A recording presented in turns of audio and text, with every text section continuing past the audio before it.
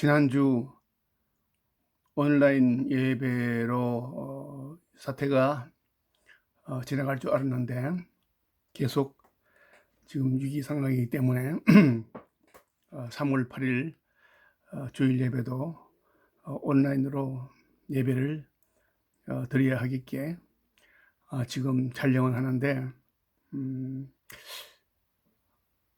한꺼번에 30분 이상 촬영이 되는지 모르겠으나 촬영하다가 중단이 되면은 나누어서 촬영해서 유튜브에 올릴 생각입니다.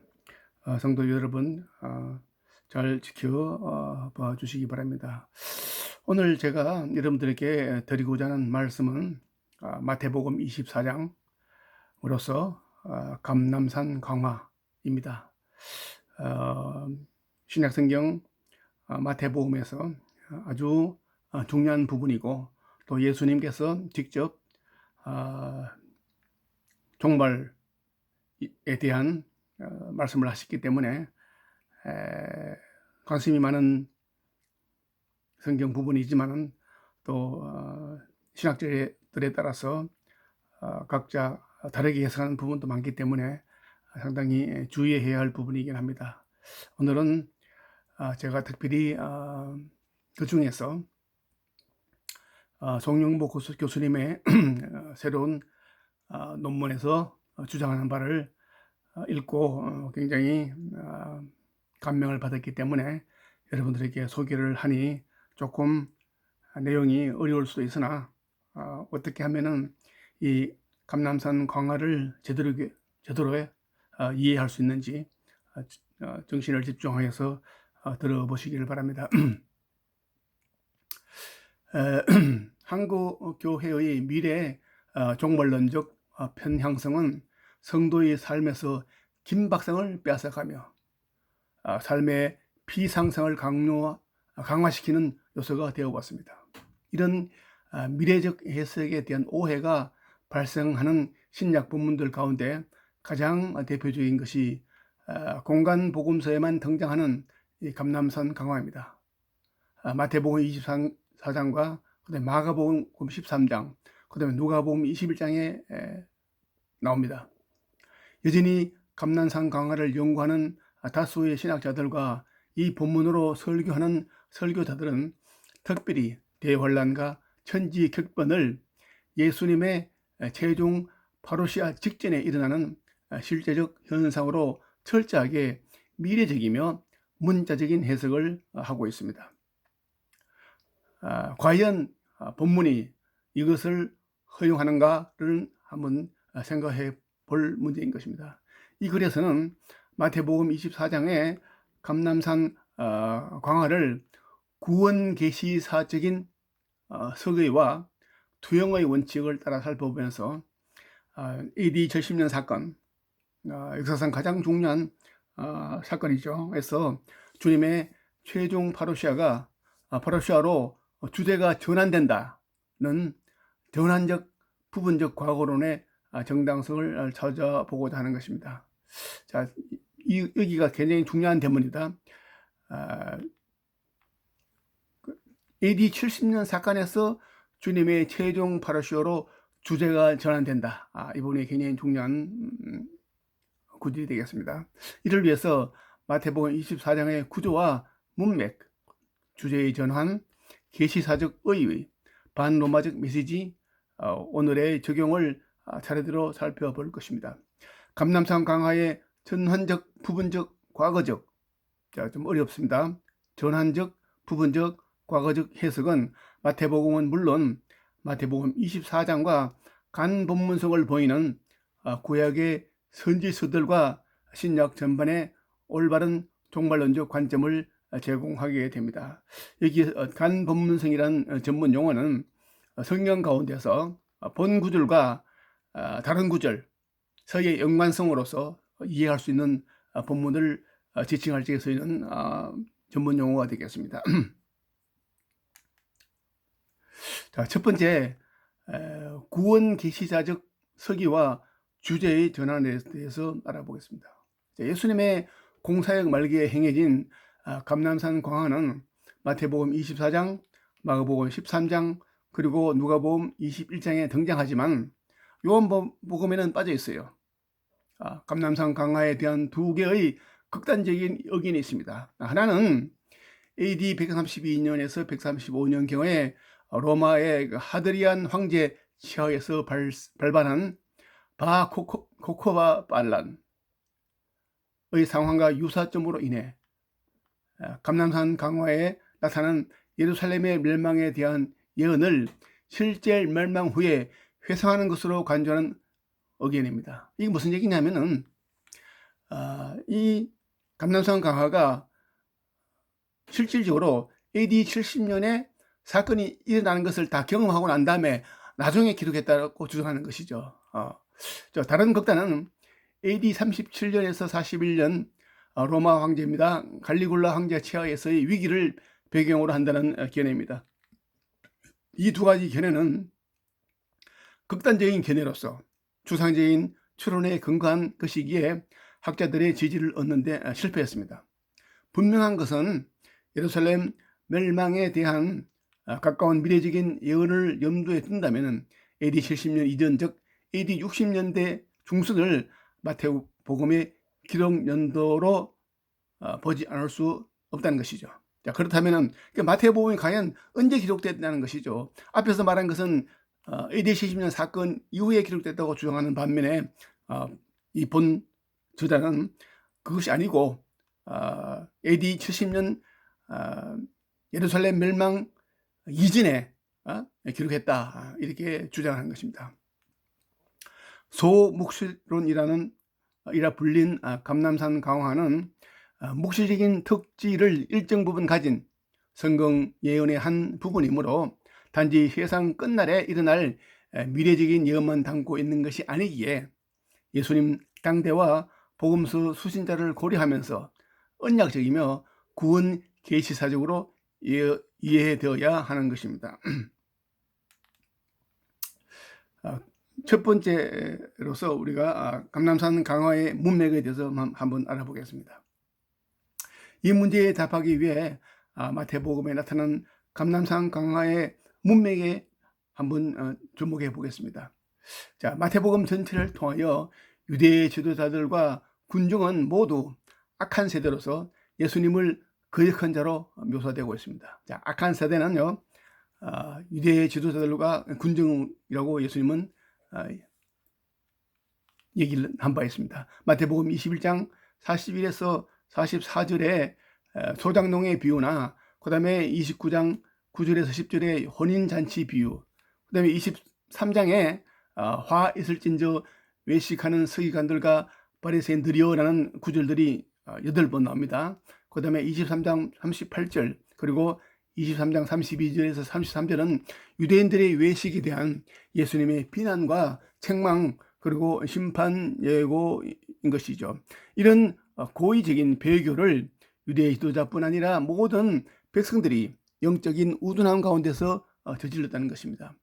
따라서 문맥상 감람산 강화 역시 반유대적 성격이 강함을 부인할 수가 없습니다. 여기서 투영의 원리를 살펴볼 수 있는데 마태 공동체는 주로 유대인 출신의 그리스도인들로 구성된 공동체였는데 주로 불신 유대인으로부터 핍박을 받아서 회당에서 추방당한 경험을 겪고 있었던 것으로 보입니다. 따라서 마태는 그 모체인 불신 유대인들은 하나님의 관점에서 볼 때 사악하고 불법적인 집단에 불과하고 자신이 속한 마태 공동체만 참된 이스라엘로서 개혁된 유대인 사회를 구성하고 있다고 소개하고 있는 것입니다.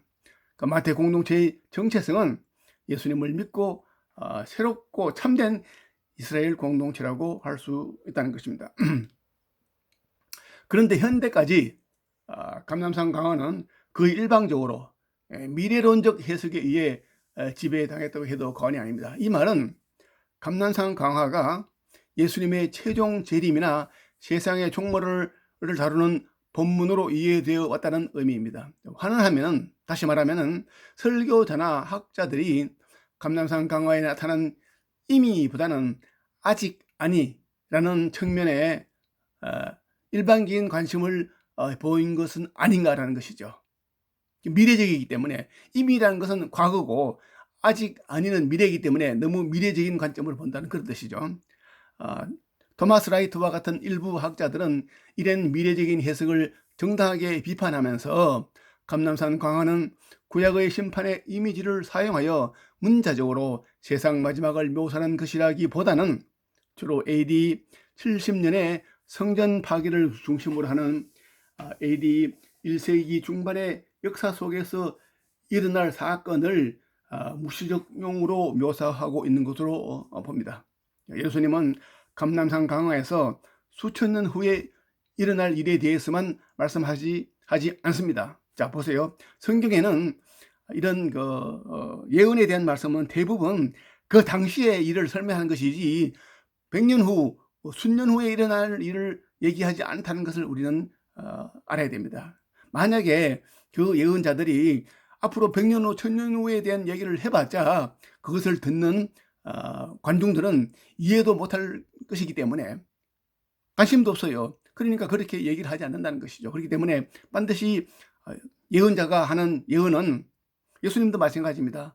반드시 당대에 일어나는 사건을 지금 눈앞에서 듣고 있는 그 관중들이 이해할 수 있는 범위 내에서 이렇게 말씀을 한다는 것을 우리는 반드시 알아야 됩니다. 감람산 강화의 핵심 내용은 예수님께서 인재로 다시 오실 하나의 파루시아와 그 다음에 이것과 구분되는 그날을 알 수 없는 미래 최종의 파루시아, 두 가지 파루시아를 얘기하고 있다는 거죠. 자, 여기서 파루시아는 어려운 말이 나오는데, 이 파루시아라는 말은 것은 헬라어로서 예수님의 재림을 말하는 것입니다. 두 번째, 감람산 강화의 그 다음에 계시사적 문맥에 대해서 좀 알아보겠습니다. 자, 우리의 논의를 위해서 예수님의 공사역과 그 직후 기간이 계시사에 있어서 독특한 시대였음을 이해하는 것이 매우 중요합니다. 예수님의 성천과 예루살렘 멸망 사이에 초대교회가 박해자들의 희생물로 공경을 겪었는데, 이미 40년 동안 돌성전과 유대인 중심의 이 세대와 그 다음에 메시아의 우주적 구원이 이루어진 오는 세대가 중첩되었습니다. 잘 보세요. 이 세대와 오는 세대가 중첩되어 있다는 것입니다. 하지만 이 중첩 기간은 그리 오래 가지 못했습니다. 왜냐하면 하나님은 무제한적으로 형벌과 신원의 날을 연기하면서 기다릴 수 없으시기 때문입니다. 하나님은 하나님 자신들의 계획이 있다는 것이죠. 고통당하는 의로운 자를 위한 신원을 위해서 임하시는 주님을 영적인 차원에서 이해해야 하지 육체적인 실제 차원의 오심으로 볼 이유는 없다는 것입니다. 좀 더 상술하다면 마태복음 24장 3절 이하에 나타난 세상 끝의 상고로서의 징조들은, 자, 세상 끝이라는 게 바로 마지막 시대입니다. 즉 주님의 성천에서 70년 사이의 기간을 좀 얘기하고 있어요. 이 마태복음에서 얘기하는 것은, 그러니까 앞으로 뭐 1000년 후의 세상 끝이 아니고 주님이 성천하고 난 다음에 70년, AD 70년에 예루살렘 멸망이거든요. 그 사이의 기간이 세상 끝이라는 것입니다. 그래서 이 세상 끝의 상고로서의 징조들은 AD 1세기 중순의 성도들 미혹하기 위해서 표적을 향하는 거짓 메시아의 출현, 혹은 난리 소문, 혹은 전쟁과 자연재해, 혹은 핍박과 배교, 혹은 거짓 선지자의 출현, 혹은 불법이 성하고 사랑의 식어짐, 그리고 또 AD 1세기 중순의 로마 제국 안에 편만한 복음 전파, 혹은 멸망에 가증한 것이 서는 것 등등이 이 지금 마태복음 24장에 차례대로 기록되는 것입니다. 그리고 마태복음 24장 16절에서 20절의 말씀은 유대 로마 전쟁 시에 그 전쟁 직전에 예루살렘 교회가 요단 동편에 펠라로 급히 도망갔다는 펠라 전승과도 일치합니다.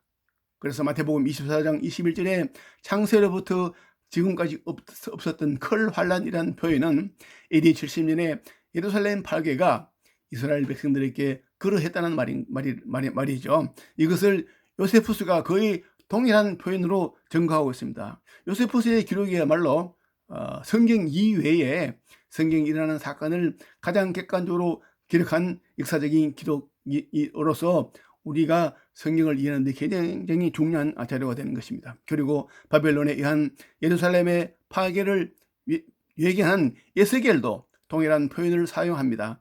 내 모든 가정한 일로 인하여 내가 전후무하게 내게 내릴지라고 에스겔서 5장 9절에 말씀하고 있습니다. 자, 이제 세 번째 감람산 강화의 주제의 전환에 대해서 알아보겠습니다. 자, 감람산 강화의 서론 부분인 마태복음 24장 1절에서 3절은 제자들이 예루살렘 성전 건물의 웅장함을 보고 그것의 운명에 대해 질문한 것으로 시작합니다.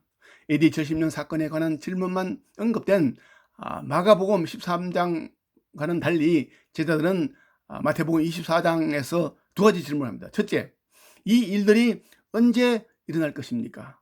둘 때 주님의 오심과 세상의 끝의 진주는 무엇입니까? 이렇게 제자들이 예수님께 질문했습니다. 마태복음 24장 33절에서 주님은 이렇게 답합니다. 내가 진실로 너희에게 이르노니 이 세대가 진행하기 전에 이 일이 다 이루리라고 이렇게 말씀하셨습니다. 여기서 이 세대는 예수님의 말씀을 듣던 사람이 살던 바로 그 세대, 말하자면 예수님 돌아가시기 바로 전후에 AD 30년 내지 40년을 가리키는 것이지 국가나 혹은 인종과 같은 다른 것을 뜻하지 않는다는 것이죠. 이 세대라는 표현은 복음서에 약 16번 사용되는데 예수님에 의해 늘 말해졌으며 수식으로서 악한, 신실하지 못한 등이 붙는데 주님 당대 사람들을 가리키기 위해서 이 세대라는 말을 주님께서 사용했다는 것입니다. 그리고 이 일들은 마태복음 24장 34절 이전에 예언된 모든 것들을 가리키는 것이 문맥상 아주 자연스럽고 분명합니다. 따라서 35절 이전까지는 하나의 큰 통일된 단위를 이루는 것이 분명합니다. 자연스러운 주제의 전환은 마태복음 24장 36절, 그러나 그날과 그때는 아무도 모르나니 하늘의 천사도 아들도 모르고 오직 아버지만 아시느니라는 구절에서 발생하는데, 여기서부터 예수님의 최종 재림과 세상 끝을 언급하는 것 같다는 것이죠. 자, 다시 제가 설명한다면 마태복음 24장 1절부터 35절까지 하나의 큰 단락이 되고, 그 다음에 36절 이후부터 다시 새로운 단락이 시작되는데, 그것을 연결해서 그들은 AD 70년에 예루살렘의 멸망을 다루었고, 그 다음에 그 후반부에는 마지막 이 세상의 끝을 얘기한다는 것이죠. 자, 즉 유대인의 세대의 멸망인 예루살렘 멸망에서 주님의 최종 파로시아로의 주제의 전환이 일어납니다. 이것이 굉장히 중요하죠. 예루살렘 멸망에서부터 이제는 주님의 최종 파로시아로 주제의 전환. 앞에는 예루살렘의 멸망, 뒤에는 최종 파로시아, 이렇게 이제 주제가 바뀐다는 것입니다. 노아 시대 일상생활에 계속되던 시점에 호련히 대홍수가 임했던 것처럼 주님의 최종 재림도 그렇게 임할 것이기에 교회는 늘 깨어 있어야 합니다. 주님의 최종 파로시아는 충성되고 지혜로운 남은 자에게는 영원한 상급을, 악한 종에게는 영원의 판결을 동반합니다. 이렇게 볼 수 있는 이유 중 하나는 많은 경우에 있어서 예언의 성취는 다중적으로 일어나고 예루살렘의 멸망은 온 세상 역사의 멸망이라는 모형론적인 중요성을 가지기 때문입니다.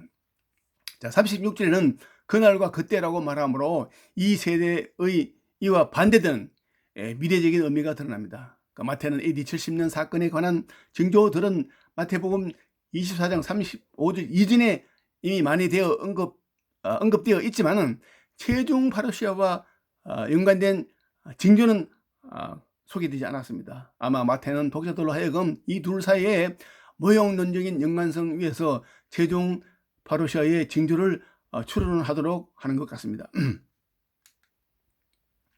자, 만약 36절 이하에조차도 예루살렘의 멸망을 예언하는 것으로 본다면 예수님과 성령님은 과연 예루살렘 멸망의 그날과 그때를 모른다고 할 수 있을까요? 라는 심각한 질문이 제기됩니다. 이 표현을 수사학적 표현으로 볼 이유는 없는 것이죠. 성경 어디에 예루살렘의 멸망 혹은 이것에 상응하는 구약 시대의 바벨론에 의한 예루살렘의 멸망 시기를 성부 하나님만 아시는 것으로 묘사하고 있다는 말인 겁니다. 아니란 것이죠. 선지자도 알고 있었고 심지어 그 회복의 시기도 예언했다는 것입니다.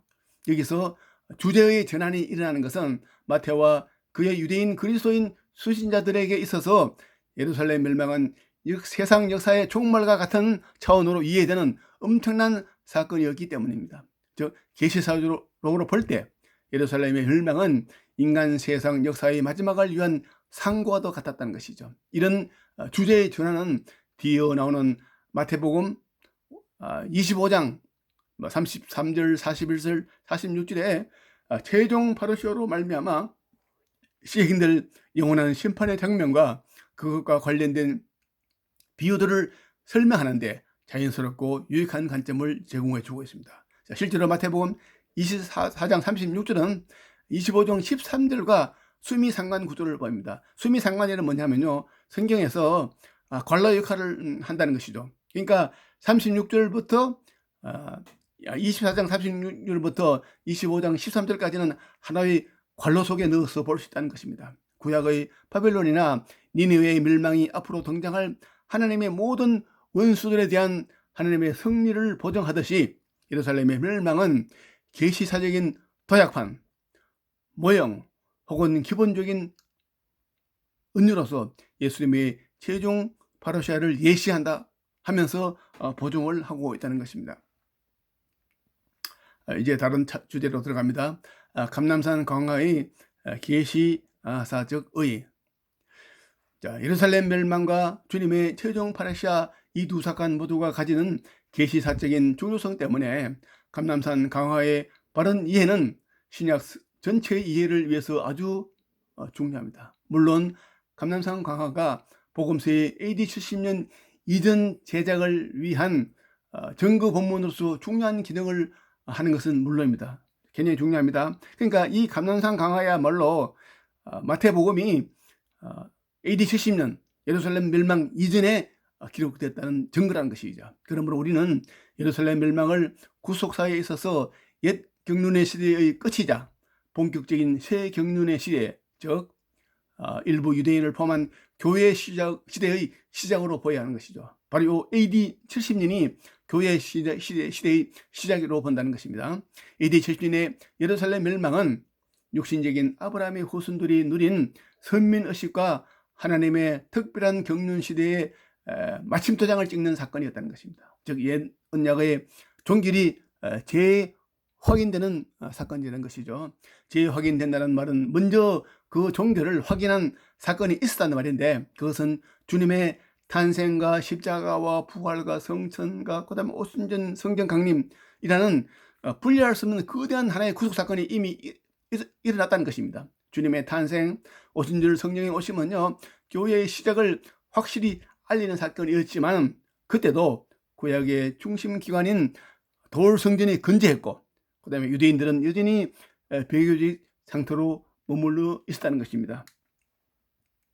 이렇게 새 언약의 시대의 도래를 재차 알리는 사건이 예루살렘 멸망이라는 것입니다. 인데 바로 이 점에서 계시사적인 중요성이 있다는 것입니다. 구약에서 증인은 2명 이상이어야 하듯이 하나님은 옛 언약에서 새 언약으로의 전환을 2번 기회를 통해서 계시하셨다는 것이죠. 자, 2번이 굉장히 중요합니다. 교회가 새 언약의 파트너로 인정받았기에 더 이상 특정 장소나 특정 인종이나 민족이 선민이 될 수 없는 우주적인 구원의 시대가 도래했다. 그렇기 때문에 우리 한국 사람들도 이제 구원을 받았다는 것이죠. 그리고 예루살렘 성전과 기물들이 파괴되고 약탈당함으로 구약 성전 제의가 종말을 구하고 영과 진리로 예배를 드리는 예배 시대가 계시됐다는 것입니다. 하나님이 배교한 옛 언약 백성과 이혼하는 것은 새 언약 백성과 결혼하는 것을 의미합니다. 이게 무슨 얘기냐면요, 하나님이 옛 언약 백성, 그 이스라엘 사람들과 이혼을 하고 이제 새 언약 백성, 우리 같은 이방인들하고 결혼했다는 그런 의미죠.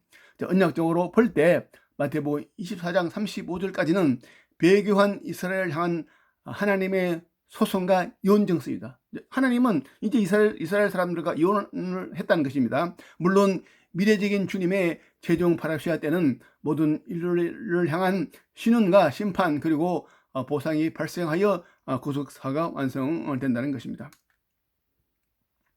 자, 그 다음에 투영과 감람산 강화의 반로마적 메시지에 대해서 알아보겠습니다. 자, 감람산 강화 안에 반유대적인 사상이 강하게 나타남을 알 수 있습니다. 하지만 두꺼운 상징주의적 표현들을 분석해 보면 반로마적 메시지가 드러납니다. 본문이 기록된 1차적인 목적을 무시하거나 다루지 않은 채 내용 분석으로 끝나는 주석은 하나님의 기록 의도를 무시하거나 부정하는 비학문적인 주해로 끝날 위험성이 있습니다. 비록 본문에 관하여 많은 내용이 올바르게 분석했다고 할지라도 그 기록 목적을 알기 전까지는 본문의 진정한 의미를 파악했다고 할 수는 없다는 것입니다. 성경 주석가는 성경 저자들을 통하여 1차 독자들에게 말씀하신 하나님의 목적이나 의도를 충실히 확인하면서 자신의 성경 주석을 그 목적과 의도에 복종시켜야 한다는 것입니다. 여기서 말한 1차 독자들이라는 것은 누구냐면 바로 예수님께서 그 제자들에게 말씀하신 마태복음 24장에 그를 직접 듣는 제자들을 말하는 것입니다. 마태복음 두 방법으로 로마 제국의 이데올로기에 도전하는 것으로 보입니다. 첫째, 마태복음은 로마 제국과는 다른 모습과 공동체의 반항을 제공함으로써 사회적 도전을 제시합니다. 마태는 계층주의적이며 약탈적이고 배타적인 사회 대신에 포괄적이고 평등한 사랑의 공동체를 제시하고 있습니다. 자, 지금 마태가 제시하고 있는 것은 이게 분명히 구분해서 얘기를 하고 있습니다. 계층주의적이고 약탈적이고 배타적인 것은 그 이전에 유대인 사회를 말하는 것이고요. 이제는 포괄적이고 평등한 사랑의 공동체를 마태는 제시하고 있다는 것이죠. 두 번째, 신학적 도전인데 전 세계가 로마의 주피터 신과 주피터의 아들인 황제에 속해 있다. 자, 로마 황제는 로마 사람들이 그렇게 주장했어요. 로마 황제는요, 주피터 신과 주피터의 아들이라고 봤다는 것이죠. 그런 로마의 이데올로기에 지금 도전하는 것입니다. 마태는 감람산 강화에서 예수님이 파르시아로 임할 로마의 파멸을 제시함으로써 온 세계가 하나님의 통치 아래 있음을 대안적으로 강조하고 있습니다. 따라서 로마의 절대 권력은 상대화되고 마는 것입니다. 따라 그렇다면 감람산 강화 어디에서 이런 모습을 찾아볼 수 있는가요? 예수님의 천지의 대혼란에 대한 예언 역시 반로마적인 메시지를 담고 있는데 그 이유는 로마 황제가 다스리는 세계는 질서만 있을 뿐이라고 사람들이 믿어왔는데 바로 그 사상을 뒤엎는 것이기 때문입니다. 즉 마태는 팍스 로마나입니다. 팍스 로마라는 것은 로마에 의한 평화라는 그 라틴어인데요. 로마는 한낱 꿈에 불과함을 고발하고 있습니다. 이것은 그 당시까지 사람들을 현혹했지만 마태는 이것 역시 세계에 참된 평화와 안전을 줄 수 없음을 지금 고발하고 있는 것입니다. 예수 그리스도만 심판주인 동시에 세계에 참 구원과 평안을 줄 수 있음을 강조하고 있습니다. 따라서 마태는 그리스도의 신원과 재림의 시기를 모르더라도 신실한 제자로 살도록 그의 공동체에게 예언적인 메시지보다는 목양적인 메시지를 주고 있습니다. 이제 결론을 말씀드리겠습니다. 자, 구원의 예언서처럼 감람산 강화의 내용은 추상적이거나 불특정 미래에 관한 것이라기보다는 1차적으로 저자 당대 사람에게 주는 권면입니다. 문맥과 상징을 고려한다면 감람산 강화를 전환적, 부분적, 과거론적 해석을 따라 읽는 것이 아주 자연스럽습니다. 저 마태복음 24장 36절부터 주제 전환이 일어나고 있다는 것을 우리는 놓치지 말아야 합니다. 돌성전의 파괴는 중요한 계시사적인 분수적입니다. 그것은 특정주의적 옛 언약의 질서가 무너지고 보편주의적 새 언약 질서가 재차 확인된 시점이라는 것입니다. 자, 특정주의적, 보편주의적 단어에 여러분 주의를 하시기 바랍니다. 특정주의적은 구약을 얘기하는 거고요. 보편주의적은 신약을 얘기한다고 보면 됩니다. 돌성전의 파괴는 예수님의 최종 파라시아를 위한 도약판이기에 바통을 이어받아 마태복음 24장 36절 이후부터 그다음에 25장에서 본격적으로 하나님 나라의 완성을 다루고 있습니다. 제자들은 AD 70년 사건을 세상 역사의 종말로 보았지만 예수님은 두 사건이 자신의 사역을 심판을 통하여 완성하는 측면을 가지며 계시사적으로 연결되지만 구분되고 있음을 가르쳐 주셨습니다. 동시에 감난산 강화는 마태 공동체에게 반로마적 메시지라는 정치적 의미도 주고 있습니다. AD 60년대 중순의 마태 공동체는 불신 유대인은 물론 로마 제국의 박해를 견뎌야만 했기 때문입니다. 감남산 강화는 현대 성도에게도 언약에 신실할 것을 교훈하고 있습니다. 그렇지 않으면 종말론적 심판 중에서 현재적 심판이 불가피하다는 것입니다. 자, 이 부분이 굉장히 중요합니다. 자, 감남산 강화는 현대 성도 우리들에게도 언약의 말씀에 신실해야 한다는 것을 가르친다는 것입니다. 만약에 그렇게 하지 않고 우리가 말씀에 신실하지 않는다면 종말론적 심판 중에 현재적 심판이 불가피하다. 현재적 심판. 현재까지 감난산 강화는 부분적으로 성취되었습니다. 현대 교회는 그리스도의 최종 파루시아를 기다리며 AD 70년에 임한 그러한 유의 심판을 받지 않도록 신앙에 충실해야 합니다. 자, 잘 보세요. 지금 우리는 왜 이런 고통을 받고 있습니까? 오늘날 대한민국이 처한 매우 어려운 고통은 마태복음 24장에 이런 본문에 비추어 생각할 적에 지금 우리가 받는 이 고통이 AD 70년에 임한 그러한 유의 심판이라고 우리가 비유한다면 크게 다르지 않을 것입니다. 우리는 언약적 심판이 임하지 않도록 형식적이고 배교적인 신앙 양태를 벗어버리고, 잘 보세요. 형식적이고 배교적인 신앙 양태.